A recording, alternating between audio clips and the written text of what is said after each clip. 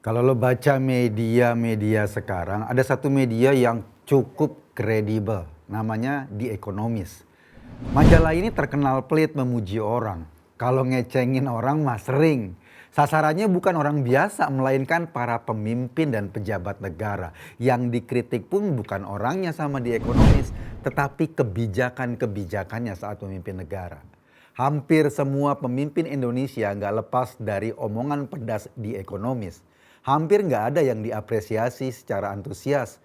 Kecuali, nah ini kecuali, apresiasi diberikan kepada Presiden Jokowi. Dalam edisi terbaru pekan ketiga November ini, The Economist memuji Jokowi setinggi Monas. Lebih tinggi dikit juga sih. Kaitannya tidak hanya soal sukses penyelenggaraan KTT G20 di Bali kemarin. The Economist mengakui kekuatan ekonomi Indonesia di bawah Presiden Jokowi. Indonesia disebut sudah berada pada jalur yang tepat. Kata The Economist, Indonesia akan menjadi kekuatan yang besar. Iya sih, Indonesia kini telah masuk dalam deretan negara dengan GDP di atas 1 triliun dolar. Tahun 2022 ini kemungkinan udah masuk 1,4 triliun dolar. Dan di akhir 22 mudah-mudahan levelnya naik lagi, udah sampai 1,6 triliun. Pemberitaannya pada edisi ini dengan judul Why Indonesia Matters, mengapa Indonesia itu telah memberi konfirmasi pujian tersebut. Bahwa segala pujian dari banyak kepala negara di KTT G20 sebetulnya bukan omong kosong. Di Bali misalnya, mulai dari Presiden Amerika Serikat Joe Biden, PM Inggris Rishi Sunak, dan banyak negara lain memang menaburkan pujian buat Indonesia, termasuk Sekjen PBB Antonio Guterres. Bahkan sepulang dari Bali, Perdana Menteri Inggris Rishi Sunak memuji Indonesia di depan parlemen Inggris. Kata Rishi Sunak yang meminta parlemen Inggris untuk menengok Indonesia, negeri yang akan menjadi kekuatan ekonomi nomor 5 di dunia. Maksudnya tentu menunjukkan bahwa Indonesia adalah negara yang layak diajak bekerja sama oleh Inggris untuk meningkatkan ekonomi negara tersebut. Nah, kita kembali ke artikelnya di Economist tadi. Majalah keren itu mengapresiasi perkembangan ekonomi Indonesia dari berbagai sudut pandang. Gue coba petilin sedikit ya. Pertama, dari kemajuan ekonomi digitalnya yang tahun ini disebutlah membangkitkan GDP sampai 8 miliar US dollar atau kira-kira sekitar 120 triliun rupiah. Di Indonesia dikatakan bahwa uang elektronik sudah bisa dipakai untuk jajan sampai urusan sewa menyewa truk besar. Kedua, kata The Economist, soal kebijakan hilirisasi. Paradigma menjual barang mentah telah diubah menjadi paradigma menjual barang jadi atau setengah jadi. The Economist menyebut contoh nikel misalnya. Ketika smelter nikel dibangun, nilai penjualan nikel itu bertambah. Awalnya cuma 1,1 miliar dolar. Karena apa? Karena yang dijual barang mentah. Lalu ketika diciptakan hilirisasi, ada smelter, nilai penjualannya langsung melonjak menjadi sekitar 20 miliar dolar. Fenomena hilirisasi di Indonesia ini akan dilakukan untuk berbagai produk mineral atau produk pertambangan termasuk aluminium, timah, dan berbagai bahan tambang lainnya. Ekonomis mencatat kebijakan ini diambil untuk tidak mengulang kesalahan yang dilakukan oleh Arab Saudi yang menjual minyak mentahnya ke Amerika atau ke negara-negara lain. Hanya minyak mentah doang. Apa adanya.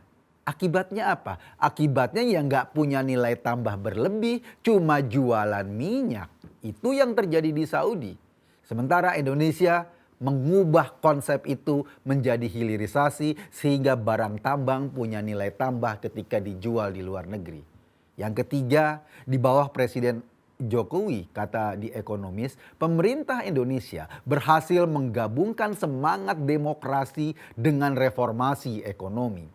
Reformasinya juga bukan jalan asal-asalan, melainkan transformasi yang jelas bisa memberi penguatan dan percepatan pada kemajuan ekonomi Indonesia. Contohnya apa? Ya tadi, dengan digitalisasi dan hilirisasi itu. Hilirisasi memang diperintah oleh Undang-Undang Minerba pada tahun 2009. Tapi gue nggak tahu, ketika undang-undang itu terbit malah pelaksanaannya ditunda. Harusnya 2009, akhirnya ditunda menjadi 2014. Ada penundaan sekitar 5 tahun.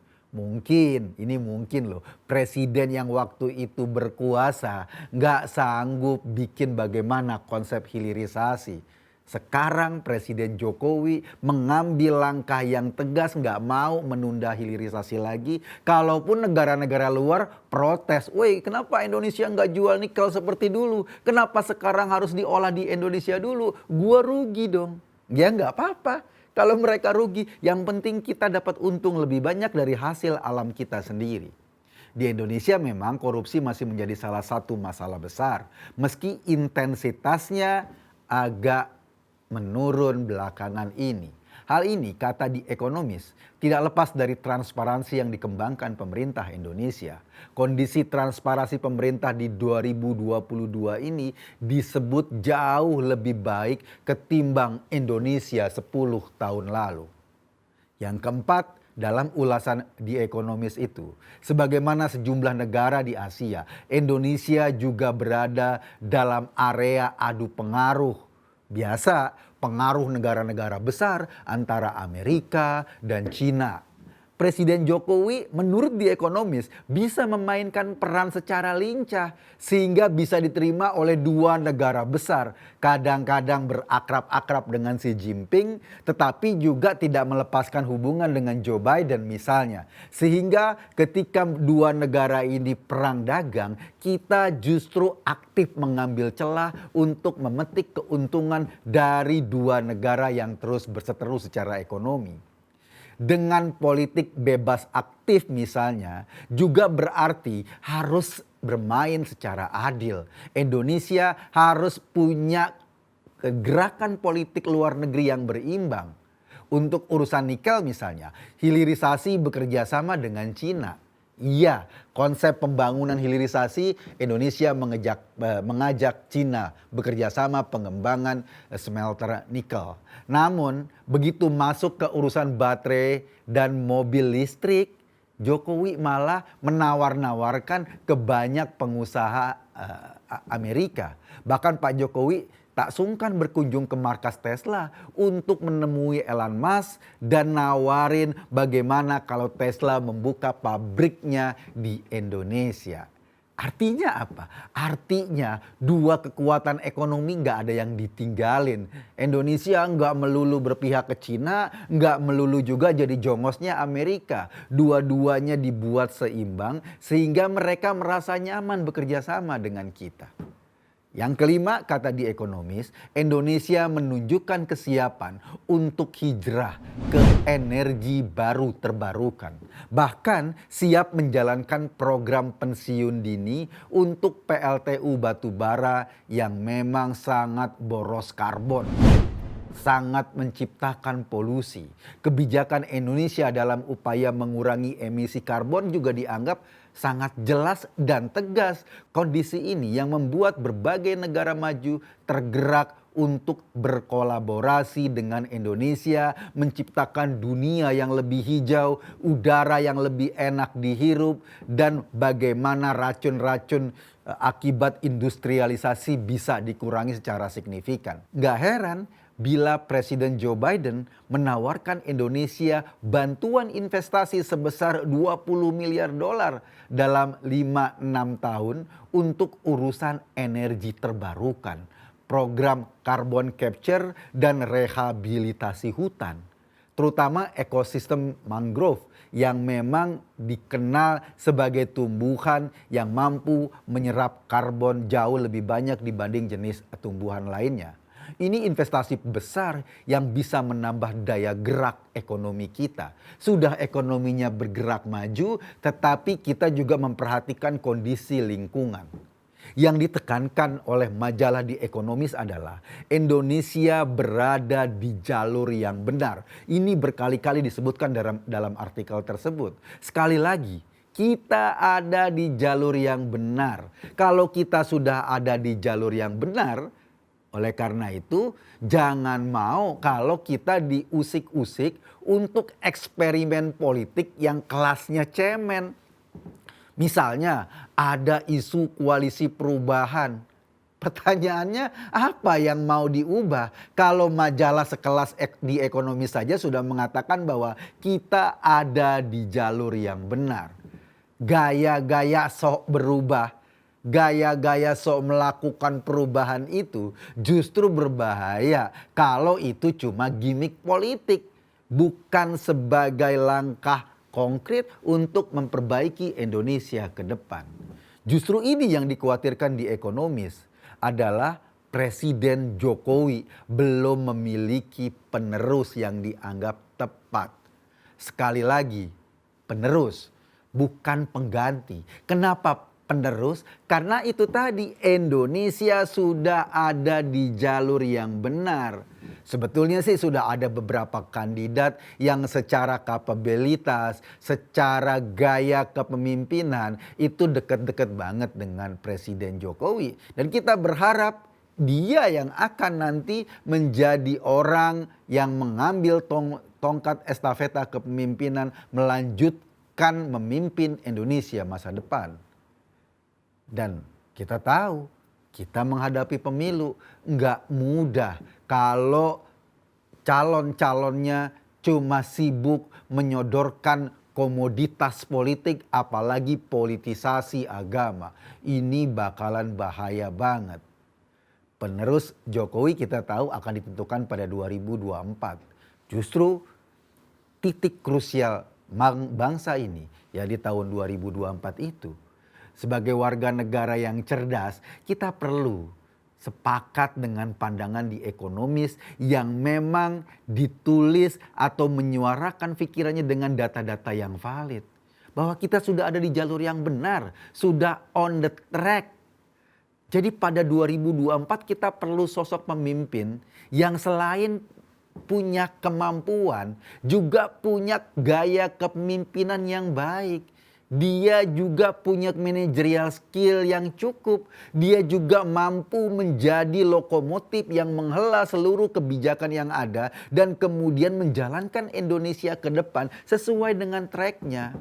Kalau ada capres yang belakangan jual jargon perubahan, padahal kita sudah ada di track yang benar, ini sama aja kita mau disempong-sempongin, kita mau dibelok-belokin dari jalur yang benar. Dia mungkin gak punya visi atau misi tentang bagaimana Indonesia ke depan. Apalagi jargon itu cuma sekedar jargon. Kita gak tahu apa yang mau dirubah dari koalisi itu. Konsep apa yang ditawarkan kepada Indonesia sehingga kok tiba-tiba mau berubah? Apa mau berubah dari naturalisasi sungai menjadi dari normalisasi sungai menjadi naturalisasi? Itu namanya bukan berubah, itu namanya ngaco. Atau cuma sekedar mengubah nama jalan? Gua nggak tahu. Tapi kalau gembar-gembor perubahan ini kemudian makin merusak kita, yang rugi ya kita semua, rakyat Indonesia. Jadi menurut gua ke depan yang paling penting adalah bagaimana melanjutkan apa yang sudah digagas oleh Presiden Jokowi yang diapresiasi oleh banyak kepala negara di seluruh dunia, bahkan majalah sekelas The Economist juga mengapresiasi kita dengan mengatakan kita sudah ada di jalan yang benar. Kita sudah ada di track yang benar. Dan kata Perdana Menteri Inggris, sebentar lagi Indonesia akan menjadi salah satu dari 5 kekuatan ekonomi dunia. Mau nggak sampai ke titik itu? Mau. Syaratnya apa? Pilih pemimpin yang benar. Pilih pemimpin yang bisa kerja. pilih pemimpin yang punya visi kerakyatan, yang punya visi masa depan Indonesia. Bukan cuma pemimpin yang banyak omong, yang cuma bisa ngubah nama jalan. Ketika jalan-jalannya begitu terhimpit, yang dia pikirin bukan bagaimana mengubah himpitannya menjadi peluang, tapi yang dia lakukan malah mengubah nama jalannya. Itu pemimpin yang paling lucu. Gue Eka Guntadi, terima kasih.